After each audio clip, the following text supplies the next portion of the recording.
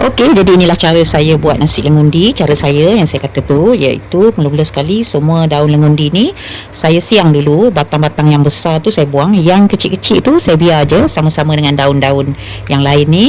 Lepas tu saya akan hiris-hiris kecil sedikit dan saya rebus. Kenapa saya buat macam tu? Sebab suami saya, anak saya, dia orang tak suka tengok ada serbuk-serbuk daun lengundi tu. Jadi saya hanya perlu ambil air perahan dia. Jadi sebabkan saya nak dapat pekat, maka saya rebus dan saya biar dulu, simpan dia semalaman. Okey, jadi ni sebelah pagi. Ini bahan yang kita nak gunakan. Sikit je bahannya, tak boleh banyak juga. Banyak pantang larang saya kata. Bawang, halia, serai je. Lepas tu ni air daun lengundi yang saya rebus malam tu. Lepas tu beras dan santan, itulah sahaja. Jadi beras ni saya dah basuh, saya dah tus. Daun lengundi ni saya blend bersama dengan air yang saya guna untuk merebus dia semalam. Kalau you boleh tengok, air daun ni memang dah gelap siap dah. Jadi tak adalah kita risau kalau kita tak dapat khasiat dia.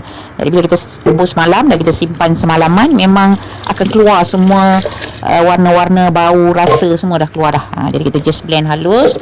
Lepas tu masukkan beras dalam periuk dan masukkanlah bahan-bahan lain, campur je.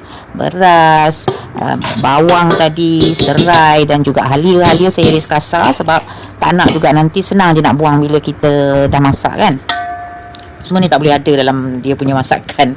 Lepas tu tapis je lah air yang kita dah blend tadi tu. Jadi kita akan dapat air yang berwarna sangat hitam pekat lah. Maksudnya khasiat daun lengundi tu InsyaAllah kita dapat, walaupun kita tak masukkan daun tu sekali ke dalam nasi. Okey, saya perah-perah sikit. Lepas tu saya sukatlah tinggi air tu macam kita masak nasi biasa kan. Lepas tu tambahlah santan di dalamnya. Kalau air rebusan tu sikit tak cukup, tambahlah sikit dengan air biasa. Jadi tak nak merebus tu janganlah banyak sangat. Kalau banyak sangat pula nanti terpaksa pula kita buang air tu, rugilah. Dah lepas tu kacau-kacau dia supaya rata semua santan, buang sedikit garam apa semua. Masaklah macam biasa kita masak nasi. Itulah sahaja. Dan jomlah kita tengok hasilnya.